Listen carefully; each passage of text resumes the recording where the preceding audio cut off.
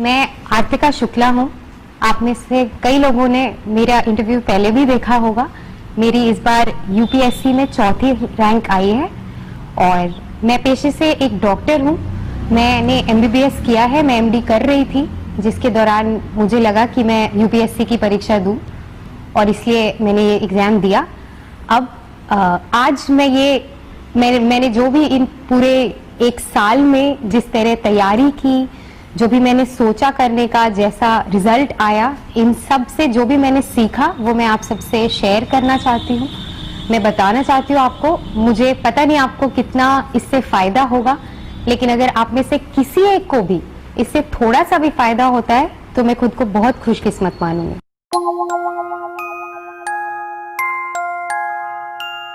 शुरुआत करते हैं कि इस एग्जाम की प्रिपरेशन कब से करनी है। मुझसे बहुत सारे लोगों ने ये पूछा है, तो मैं ये कहना चाहती हूँ कि लोग आपको ऐसा कहेंगे कि आप बचपन से ये करें, स्कूल टाइम से करें, कोई एक पर्टिकुलर टाइम है जब आपको शुरुआत करनी चाहिए। मुझे ऐसा बिल्कुल नहीं लगता। मैंने शुरुआत 2014 के नवंबर में की थी और एक साल में मैंने इसकी ठीक ठाक तैयारी कर ली। तो मैं आपको यही कहना चाहती हूँ कि आपको जब भी लगे कि आपको ये परीक्षा देनी है, आपको लगता है कि आप ये कर सकते हैं, आप बिल्कुल इसमें जुट जाएं। उसमें आपकी उम्र कितनी है, कितने साल बचे हैं, कितने अटेम्प्ट बचे हैं, इनका कोई आप इसका ध्यान न दें। और अगर आपको लगता है कि आप मेहनत कर सकते हैं तो एक साल भी बहुत है। मैंने एक साल ही मेहनत की है। अब शुरू करते हैं। तो सबसे पहला एग्जाम, जैसा कि आपको पता ही होगा, प्रीलिम्स होता है, जो अगस्त के महीने में होता है पिछले 2 साल से। दूसरा एग्जाम इसका मेंस होता है, जो दिसंबर में होता है।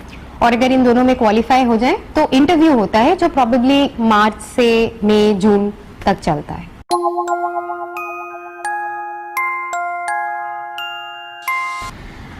प्रीलिम्स का जो पेपर होता है उसमें 2 पेपर्स होते हैं।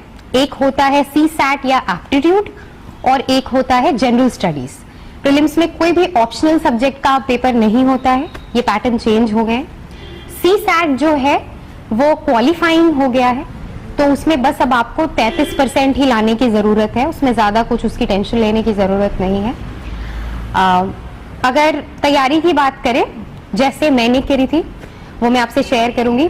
पेपर जो जीएस का होता है उसका यूपीएससी एक सिलेबस निकालती है। उस सिलेबस को आप देखें, उसमें history, geography, economics, current event, science and technology सब कुछ होता है। एक्चुअली कोई सिलेबस होता ही नहीं है। जो भी देश में चल रहा है, जो एक जनरल वेल इन्फॉर्म्ड पर्सन को पता होना चाहिए, वो सब इस पेपर में आता है।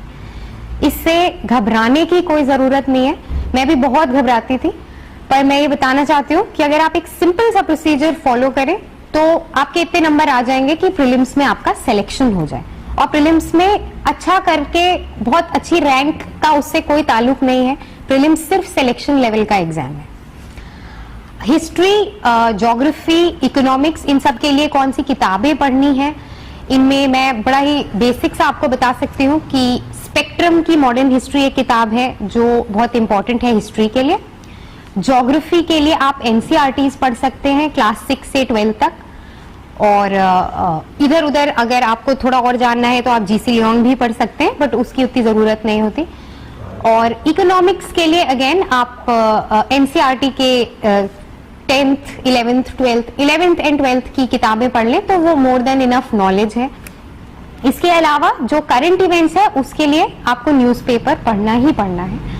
और मैंने सिर्फ एक ही न्यूज़पेपर पढ़ा था जो द हिंदू था। आई थिंक बहुत सारे लोग और भी न्यूज़पेपर्स पढ़ते हैं, वो आप अपने कन्वीनियंस के हिसाब से देख लें। उसके अलावा जो साइंस एंड टेक्नोलॉजी और स्पेस और डेवलपमेंट्स और ये जनरल बातें हैं, वो आपको न्यूज़पेपर के अलावा कुछ भी पढ़ने की जरूरत नहीं है। मैंने तो नहीं पढ़ी थी और उसमें ज्यादा टाइम वेस्ट करने की भी जरूरत नहीं है। मैं यही कहूंगी कि प्रीलिम्स और मेंस की तैयारी आप साथ साथ करें। दिन भर में अगर 3 घंटे आप प्रीलिम्स के लिए पढ़ रहे हैं तो मेंस के लिए 1 घंटा निकाल लें। प्रीलिम्स के वो टॉपिक ज्यादा पढ़ें जो मेंस में कोइंसाइड करते हैं। तो ऐसा करके आपकी प्रिपरेशन एक अच्छे लेवल तक आ जाएगी अगस्त में ही। इसके अलावा मैंने एक चीज जो की थी प्रीलिम्स की तैयारी में, वो था डिफरेंट कोचिंग सेंटर्स के टेस्ट पेपर्स करना। तो वो आप जरूर करें। मैंने कोई भी कोचिंग ज्वाइन नहीं की थी, मेरा कोई क्लासरूम कोचिंग का एक्सपीरियंस नहीं है। एक कोचिंग कहीं मैं गई भी थी तो मैंने 3 दिन के बाद वहां जाना छोड़ दिया था। इसलिए मैं ये कहूंगी कि आप एक बार दिल्ली जाएं एग्जाम के 2 महीने पहले, और जितने भी कोचिंग सेंटर्स जो फेमस हैं उस साल जो चल रहा है, जो टॉपर्स बोलते हैं, उन कोचिंग सेंटर्स के पेपर्स लेके वो पेपर्स घर पे करें। ये बहुत अच्छी प्रैक्टिस करा देता है। आप टाइम लिमिट में करें तो आपको बिल्कुल एग्जाम जैसा फील होता है। और कुछ 1-2 कोचिंग हैं जैसे इनसाइट्स ऑन इंडिया है, विजन IAS है, इनके क्वेश्चंस एक्चुअली हमारे मेन यूपीएससी के पेपर में रिपीट भी होते हैं, तो ऐसा जरूर करें। और इसके साथ CSAT के लिए ज्यादा टेंशन लेने की अब बिल्कुल जरूरत नहीं है। उसमें बड़ा ही बेसिक 10th लेवल का मैथ्स, 10th लेवल की इंग्लिश, थोड़ा सा समझदारी, कॉम्प्रिहेंशन वो आना चाहिए। और मुझे नहीं लगता उसके लिए किसी स्पेशल प्रिपरेशन की जरूरत होती है। अगर आपको इंग्लिश में डर लगता हो तो आप इंग्लिश की कोई किताब पढ़ ले। मैंने नहीं पढ़ी थी इसलिए मैं आपको बता नहीं सकती कि कौन सी पढ़नी। ये सब करके आपका प्रीलिम्स खत्म हो जाएगा।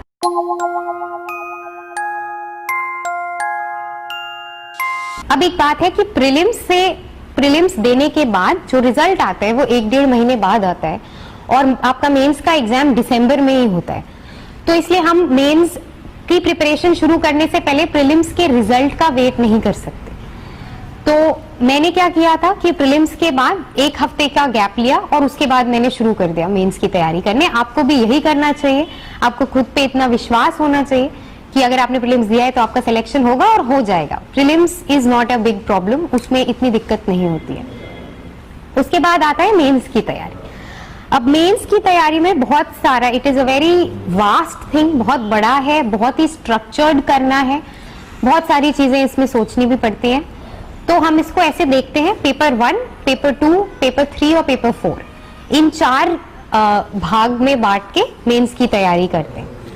जो पेपर 1 है उसका सिलेबस आपको यूपीएससी के साइट पे मिल जाएगा। सबसे पहली चीज जो आपको करनी चाहिए वो है मेंस के सिलेबस को ध्यान में रखें, उसको याद कर लें, उसको अपने कमरे में चिपका लें, ताकि जो भी उसमें कुछ लिखा है वो अगर आपको कभी चलते फिरते दोस्तों से बात करते हुए, न्यूज़पेपर में आते हुए कहीं भी वो लगे कि आपको कुछ उसके लायक चीज मिल रही है तो उसको आप कर सकें।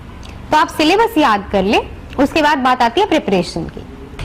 पेपर 1 जो है उसमें आता है हिस्ट्री, ज्योग्राफी, थोड़ा सा डिजास्टर मैनेजमेंट और 1-2 टॉपिक्स और होते हैं, सोशल डेवलपमेंट, सोसाइटी का प्रेजेंस और वुमेन का उसमें क्या रोल है, और ये सारी चीजें कुछ बड़ा सा सिलेबस है यूपीएससी के साइट पे, वो आप पढ़ें। पेपर 1 के लिए मैंने जो किया था वो मैं आपसे शेयर कर सकती हूँ। हिस्ट्री में मैंने बिपिन चंद्रा की जो 2 किताबें हैं, इंडिया स्ट्रगल फॉर इंडिपेंडेंस और पोस्ट इंडिपेंडेंस पे, वो दोनों पढ़ी थी। मैंने रामचंद्र गुहा की इंडिया आफ्टर गांधी भी पढ़ी थी, पर वो एग्जाम के लिए ज्यादा इंपॉर्टेंट नहीं है। अगर आपके पास टाइम है और आपको पढ़ने का शौक है तो वो किताब जरूर पढ़ें, वो बहुत इंटरेस्टिंग किताब है। ज्योग्राफी के लिए मैं ये कहूंगी कि अगर आपको एक बेसिक ज्योग्राफी का सेंस प्रीलिम्स तक हो जाना चाहिए, उसके लिए आप NCERT 10th, 11th, 12th, 9th, आपको जहां भी लगे कि आपको पढ़ने की जरूरत है वो पढ़ लें। 11th और 12th की एनसीईआरटी बहुत इंपॉर्टेंट है। उसके एडिशन में आप जीसी लियोंग पढ़ें, मैंने वो पढ़ा था। फिजिकल पार्ट, एटलीस्ट पार्ट 1 उसका आप बहुत अच्छे से पढ़ें। आजकल तो क्वेश्चंस मेरे पेपर में नहीं आए थे लेकिन आ सकते हैं, तो उसको अच्छे से पढ़ें। उसके अलावा वर्ल्ड ज्योग्राफी और इन सब का आपको ऑनलाइन बहुत सारा मटेरियल मिल जाएगा, तो दैट इज वेरी हेल्पफुल। मैंने एक मृणाल की साइट है, एक इनसाइट्स ऑन इंडिया है, इन पे ज्योग्राफी के लेक्चर्स बहुत ध्यान से पढ़े थे, मैंने उनके वीडियोस भी पढ़े थे, तो वो एक इम्पॉर्टेंट एस्पेक्ट है उसका। थोड़ा सा आप ले सकते हैं इंटरनेट का हेल्प इन ज्योग्राफी। उसके बाद आता है सोशल, सोसाइटी की जो बातें हैं, मैं उसके लिए एक बात बहुत क्लियरली बोलना चाहूंगी कि सोसाइटी और वुमेन और इन सब बातों के लिए आपको कोई अलग से मटेरियल पढ़ने की जरूरत नहीं है। आपको कोई पेपर में जो ये सारी चीजें आती हैं, द हिंदू हो चाहे इंडियन एक्सप्रेस हो या आप जो भी पढ़ते हो, आपने करंट इवेंट्स अगर पढ़ा हुआ है तो सोसाइटी आपका ऑलरेडी तैयार है, उसमें आपको कुछ भी नया करने की जरूरत नहीं है, उसमें आप टाइम वेस्ट ना करें। जो भी नई चीजें हो रही हैं वो ही काफी है for current, for society in paper 1। उसके अलावा कोचिंग बहुत सारे मटेरियल्स निकालती हैं, सोसाइटी पे एक किताब है, एनसीईआरटी है, ये सब पढ़ने की जरूरत नहीं है, मैंने नहीं पढ़ा था।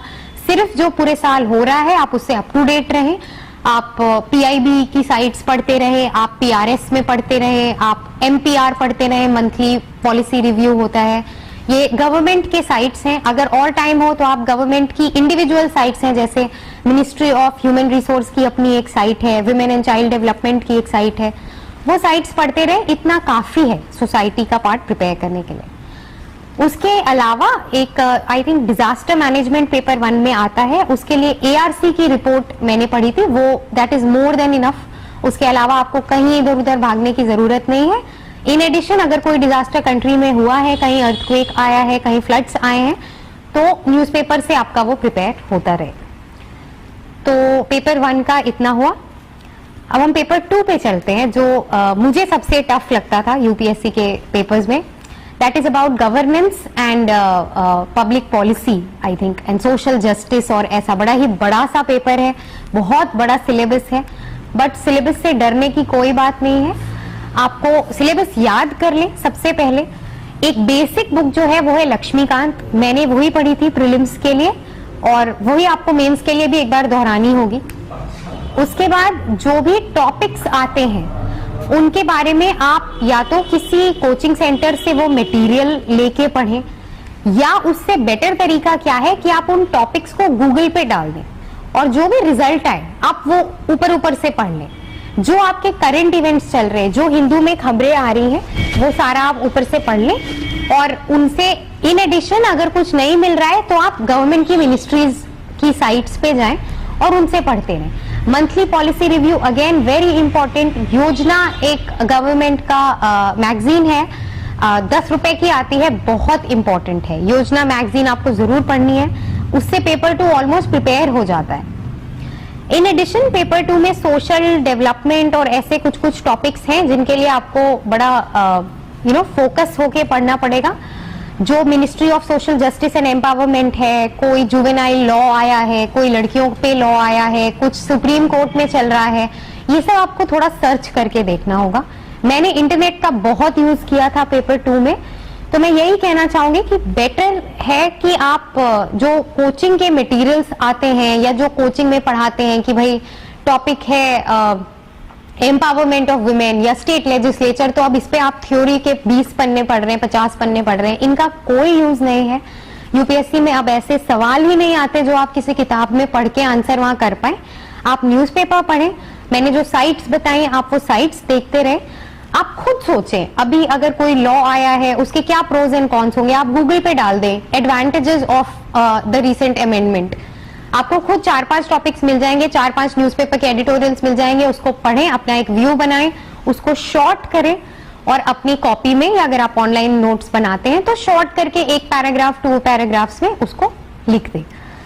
इस तरह आपको पेपर 2 करना है। पेपर 2 रिक्वायर्स बहुत ज्यादा डिटर्मिनेशन और फोकस। वो आपको डे 1 से डे लास्ट तक करना है और एंड तक आपको लगेगा कि मैंने कुछ पढ़ाई नहीं की है, बट यही सही तरीका है। आपको बहुत सारे लोग कहेंगे कि ये किताब पढ़ लो, ये कोचिंग कर लो, ये टेस्ट पेपर कर लो, ऐसा मत करिए। मैंने ऐसा नहीं किया था। आप एक जागरूक सिटीजन की तरह पेपर 2 की प्रिपरेशन करें, एक स्टूडेंट की तरह ना करें। तो जो क्वेश्चन पेपर में एक सवाल आएंगे वो भी आप एक बहुत ही अच्छे लेवल का आंसर उसमें लिख सकते हैं। इसके अलावा पेपर 2 में मुझे लगता है थोड़ा सा एक कॉमन सेंस की जरूरत होती है, वो नॉर्मली डेवलप होने में थोड़ा मुश्किल होता है। तो आप एक मॉक टेस्ट सीरीज जरूर करें पेपर 2 के लिए। उसमें आपको ऐसे रैंडम सवाल पूछे जाएंगे, आपको लगेगा जब आप टेस्ट दे रहे होंगे कि मैं क्या लिखूं। ऐसा ही सेम यूपीएससी के पेपर में भी होगा।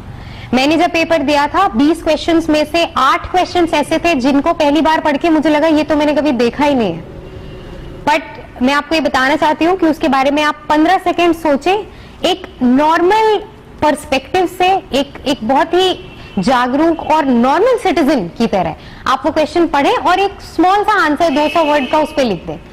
और यही वो एक्सपेक्ट करते हैं आपसे। आप ये मत सोचिए कि आप हर टॉपिक के बारे में 200 वर्ड्स याद करके जाएंगे और वहां उलट देंगे, ऐसे सवाल ही नहीं आएंगे। तो पेपर 2 के लिए ये जो बात, ये सारा प्रिपरेशन टेक्निक प्लस एक मॉक टेस्ट सीरीज जो आपको सोचना सिखा दे जो आपको कम समय में 3 घंटे में 20 क्वेश्चन सोच के लिखना सिखा दे, ये करना इज मोर देन इनफ, और कुछ करने की जरूरत नहीं।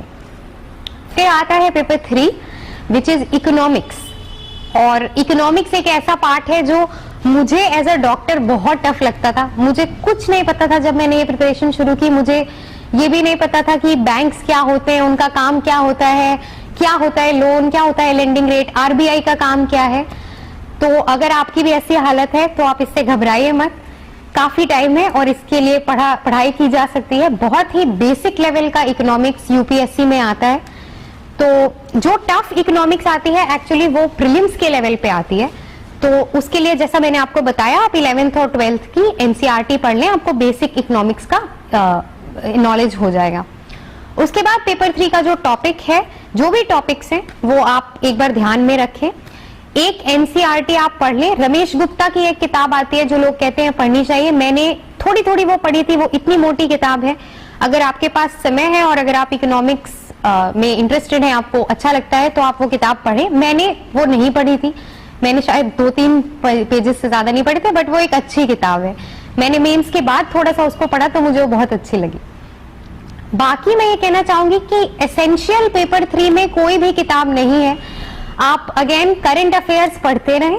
इकोनॉमिक्स से रिलेटेड जो न्यूज आती है वो आप ध्यान में रखें। आरबीआई ने कोई नई कमेटी बनाई, गवर्नमेंट ने मॉनेटरी पॉलिसी के बारे में कुछ बोला, बजट आया और इकोनॉमिक सर्वे आया। मैं एक बहुत वाइटल पीस ऑफ इंफॉर्मेशन यहाँ पे शेयर करना चाहती हूँ, वो ये है कि इकोनॉमिक सर्वे से डायरेक्टली हमारे पेपर में 3 या 4 क्वेश्चन आए थे यूपीएससी के।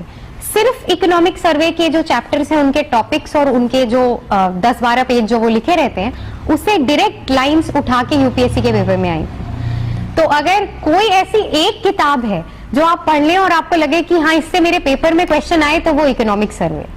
आप इकोनॉमिक सर्वे जब भी रिलीज होता है, जब भी टेबल होता है पार्लियामेंट में, उसका ओरिजिनल कॉपी लें। वो फोटोस्टेट्स और कोई भी ऐसे समरीज वो सब ना करें, और उसको लेके आप एक बार क्या मैं कहूंगी 2 बार इकोनॉमिक सर्वे पढ़ लें और इकोनॉमिक सर्वे का एक समरी बना लें।